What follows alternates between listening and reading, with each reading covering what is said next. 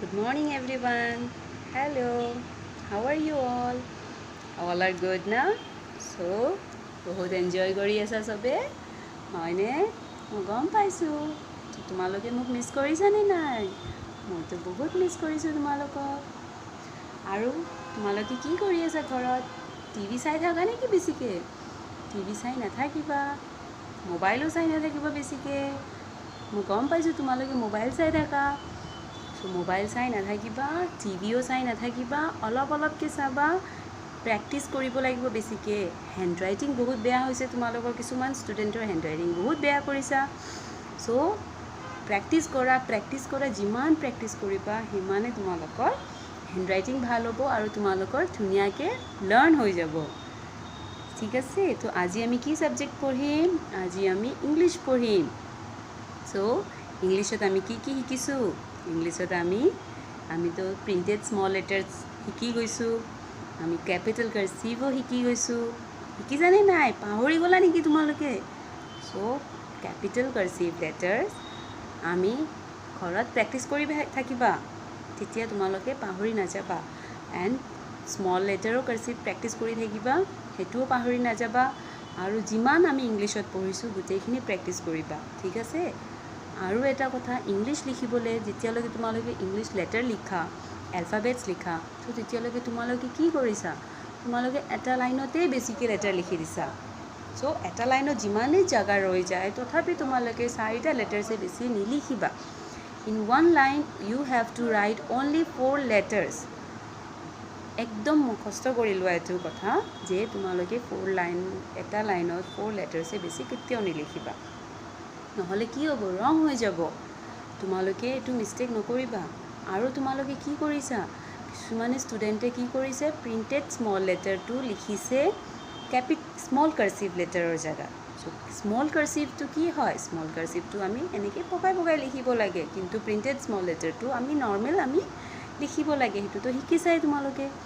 চ' small cursive লেটাৰটো আমি কি কৰিম? আমি এইটো আৰু এবাৰ প্ৰেক্টিচ কৰিম, ঠিক আছে? স্মল কাৰ্চিভ লেটাৰ্ছটো আমি অলৰেডি শিকিছোঁ টিলৈকে, কিন্তু আজি আমি আৰু এবাৰ শিকিম। মই তোমালোকক দেখাই দিম, তোমালোকে সেনেকৈ ঘৰত প্ৰেক্টিচ কৰিবা। 4 লাইন কপিতহে লিখিবা, প্লেইন কপিত নিলিখিবা, মেথছৰ কপিত নিলিখিবা, 2 লাইনছ কপিতো নিলিখিবা, অনলি 4 লাইনছ কপিতহে ইংলিছ প্ৰেক্টিচ কৰিবা তোমালোকে। বুজি পাইছানে চবে? চ' আহাচোন চাওঁ আমি কেনেকৈ আমি স্মল কাৰ্চিভ লেটাৰ লিখিব লাগে। আৰু এবাৰ মই তোমালোকক দেখাই দিওঁ। তোমালোকে ইংলিছৰ কপি ওলাই লোৱা আৰু ৰেডি হোৱা, আমি এবাৰ প্ৰেক্টিচ কৰিম। যোনে জানা অলৰেডি সিহঁতে আৰু এবাৰ লিখা, আৰু যোনে পাৰা নাই এতিয়ালৈকে লিখিবৰ কাৰণে সিহঁতে আৰু প্ৰেক্টিচ কৰা। যিমান প্ৰেক্টিচ কৰিবা সিমানেই তোমালোকৰ কাৰণে ভাল হয়, হয়নে নহয়? ঠিক আছে, আহাচোন ওলাই লোৱা কপি। অ'কে, দেন ষ্টাৰ্ট কৰোঁ আমি, ঠিক আছে? চ' আজি আমি কি পঢ়িম? আজি আমি স্মল কাৰ্চিভ লেটাৰ পঢ়িম। চ' স্মল কাৰ্চিভ লেটাৰটো কি হয়? স্মল কাৰ্চিভ লেটাৰ মানে আমি যে প্ৰিণ্টেড স্মল লেটাৰ লিখোঁ, চ' তেনেকুৱাই আমি কাৰ্চিভ কৰি কিনে লিখিব লাগিব। এইটো তাৰমানে এইটো পকাই লিখিব লাগিব, ঠিক আছে? চ' স্মল কাৰ্চিভ লেটাৰ লিখিবৰ কাৰণে আমি কি কৰিব লাগিব? আমি 4টা লাইন থাকে, ইয়াতে 4টা লাইন থাকে, 1 2 3 4 লাইনছ থাকে, ঠিক আছে? কিন্তু আমি স্মল লেটাৰ লিখিবলৈ আমি কি কৰিব লাগিব? আমি অকল 2টা লাইন ইউজ কৰিব লাগিব, মাজৰ 2টা লাইন ইউজ কৰিব লাগিব। ওপৰৰ ৰেড লাইন এণ্ড তলৰ ৰেড লাইন আমি ইউজ নকৰোঁ স্মল লেটাৰ লিখিবৰ কাৰণে, ঠিক আছে? কিন্তু কেতিয়াবা কিছুমান লেটাৰত আমি তলৰ লাইনটো আমি ইউজ কৰিব লাগিব পাৰে, কিন্তু নৰ্মেলি আমি মেক্সিমাম লেটাৰ লিখিবলৈ স্মল লেটাৰ লিখিবলৈ আমি অকল মাজৰ 2টা ব্লু লাইন আমি ইউজ কৰিব লাগে, ঠিক আছেনে? চ' কেনেকৈ লিখিম আমি কাৰ্চিভ এ? স্মল কাৰ্চিভ এ আমি কেনেকৈ লিখিম? চ' আমি আগতে এনেকৈ এইটো ছিষ্টেমত আমি ল'ব লাগিব।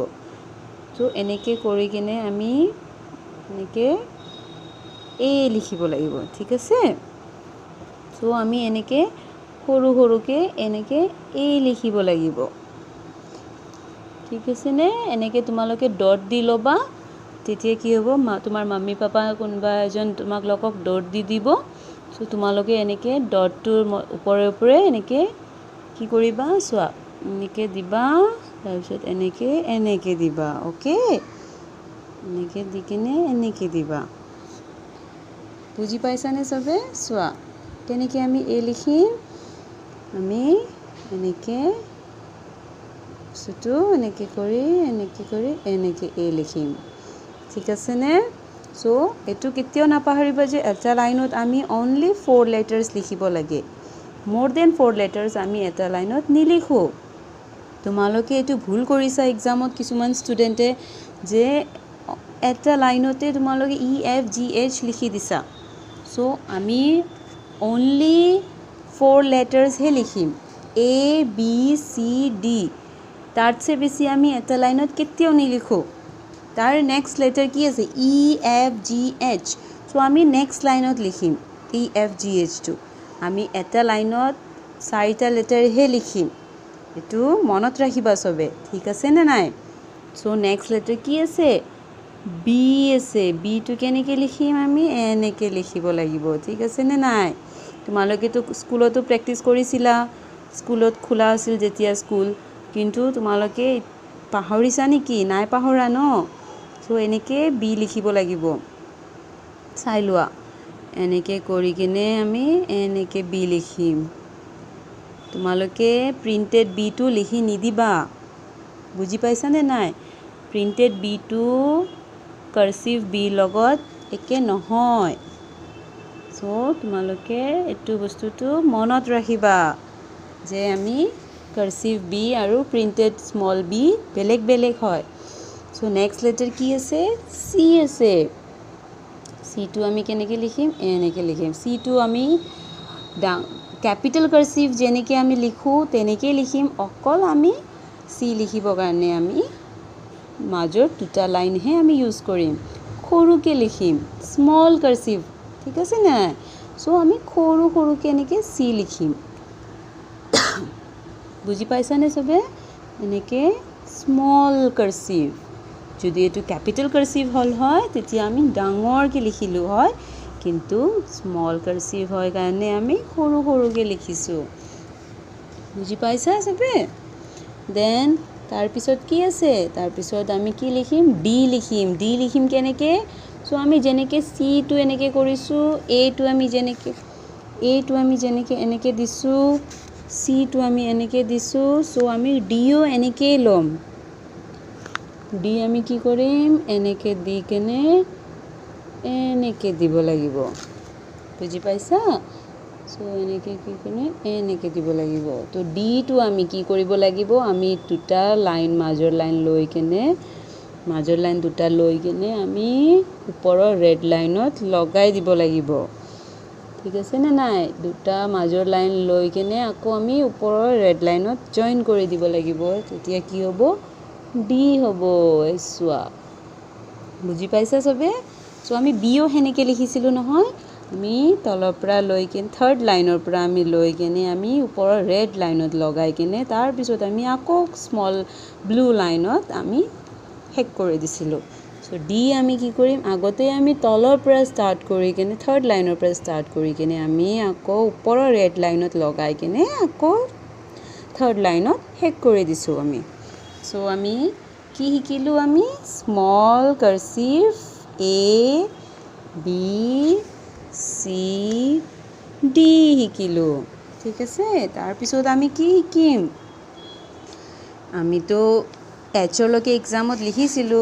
হয়নে নহয় সবে লিখিছিলো আমি এইচৰ লৈকে কিন্তু আজি আমি আৰু এবাৰ প্ৰেক্টিছ কৰিছো ঠিক আছে সো ই কেনেকৈ লিখিম তোমালোকে বহুত ষ্টুডেন্টে মিস্টেক কৰিছিলা ই লিখিবলৈ বহুত মিস্টেক হৈছে কিছুমানৰ যে প্ৰিন্টেড ই টু লিখি দিছে কাৰ্সিভ ই সো প্ৰিন্টেড ই আৰু কাৰ্সিভ ই টু অলপমান বেলেগ আছে সো কেনেকৈ আছে এনেকৈ আমি ই লিখিব লাগিব প্ৰিন্টেড ই টু আমি নৰ্মেল এনেকৈ কৰি এনেকৈ দিও কিন্তু আমি কাৰ্সিভ ই লিখিবৰ কাৰণে এনেকৈ দিব লাগিব ঠিক আছে নে নাই বুজি পাইছা অকল মাজৰ দুটা লাইন যোনটো ব্লু লাইন আছে মাজত সেই দুটা লাইনতহে আমি ই লিখিম যেনেকৈ আমি চি লিখিছোঁ তেনেকৈ বুজি পাইছা সো এনেকৈ আমি ই লিখিব লাগে ঠিক আছে নে নাই ইটো একদম ইজি আছে তাৰপিছত আমি কি লিখিম এফ লিখিম সো এফ কেনেকৈ লিখিম আকৌ আমি এনেকৈ থাৰ্ড লাইনৰ পৰা ল'ম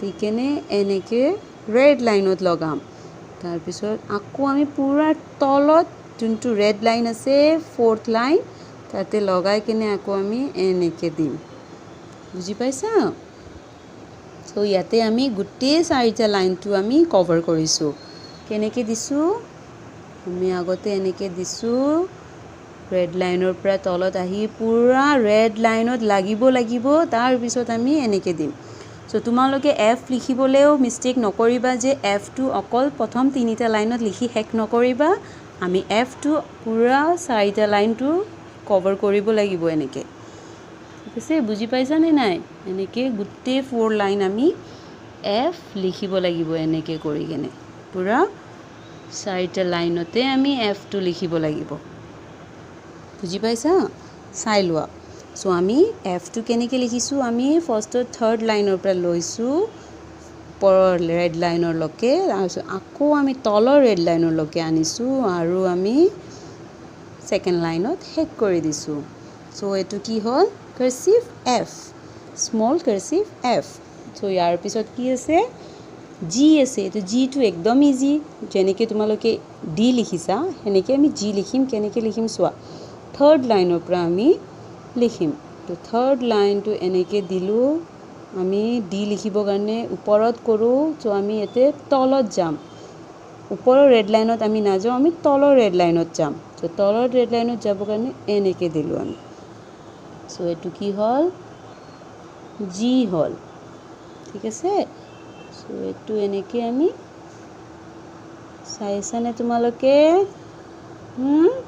ঠিক আছে আমি জি কেনেকৈ লিখিছোঁ থাৰ্ড লাইনৰ পৰা লৈ তলৰ ৰেড লাইনৰলৈকে আমি লৈ কেনে আকৌ আমি ওপৰত ছেকেণ্ড থাৰ্ড লাইনত শেষ কৰিছোঁ দেখা পাইছানে নাই এনেকৈ প্ৰেক্টিছ কৰিবা চবে তাৰপিছত কি আছে আমাৰ এইচ সো এইচ কেনেকৈ লিখিম আমি আগেইন আমি থাৰ্ড লাইনৰ পৰা ল'ম এণ্ড আমি ওপৰৰ ফালে যাম আমি ওপৰৰ ৰেড লাইনৰ ফালে যাম আমি জিত যেনেকৈ তলত আহিছিলোঁ আমি তলত নাযাওঁ আমি ওপৰত যাম যেনেকৈ আমি বিত গৈছিলোঁ ওপৰত তেনেকৈ আমি এইচো ওপৰত যাম তো এনেকৈ যাই এনেকৈ গৈ এনেকৈ কৰিম আমি অ'কে সো ওপৰত ৰেড লাইনৰ পৰা আহি আমি থাৰ্ড লাইনত শেষ কৰিম সো এনেকৈ গৈ এনেকৈ কৰিম আমি ঠিক আছেনে সো এনেকৈ তোমালোকে প্ৰেক্টিছ কৰিবা কি কি শিকিলোঁ আমি আজি এ কাৰ্চিভ স্মল কাৰ্চিভ এ কেনেকৈ লিখে বি কেনেকৈ লিখে গম পাইছানে নাই প্ৰিণ্টেড বি নিলিখিবা এইটো কাৰ্চিভ বিটো এনেকৈ ঘূৰাই কিনে লিখিব লাগিব বুজি পাইছা তাৰপিছত চিটোতো একদম ইজি আছে তোমালোকেতো পাৰিবাই চি লিখিব এণ্ড ডি সো ডিও এনেকৈ আমি ঘূৰাই কিনে লিখিব লাগিব ইও এনেকৈ লিখিম আমি সো মিষ্টেক নকৰিবা নেক্সট টাইম তোমালোকে এফটো চাই লোৱা এফটো আমি পুৰা চাৰিটা লাইন কভাৰ কৰিছোঁ সো এফটো এনেকৈ দীঘল হ'ব লাগিব তোমালোকে এফটো একদম থাৰ্ড লাইনতে শেষ কৰি নিদিবা এণ্ড জিটো এনেকৈ আমি ডি নিচিনাই আমি জিটো লিখিম জাষ্ট আমি তলৰ ৰেড লাইনৰলৈকে জইন কৰিম এণ্ড দেন এইচ সো এইচো same way just like B আমি এনেকৈ লৈ ওপৰৰ গৈ কিনে আকৌ এনেকৈ ঘূৰাই দিম ঠিক আছে তো এনেকৈ আজি আমি এইচৰলৈকে শিকিছোঁ সো নেক্সট টাইম আকৌ আমি এইচৰ নেক্সট লেটাৰ আমি আইৰ পৰা লিখিম আমি ঠিক আছে সো এনেকৈ তোমালোকে প্ৰেক্টিছ কৰিবা অ'কে বাই বাই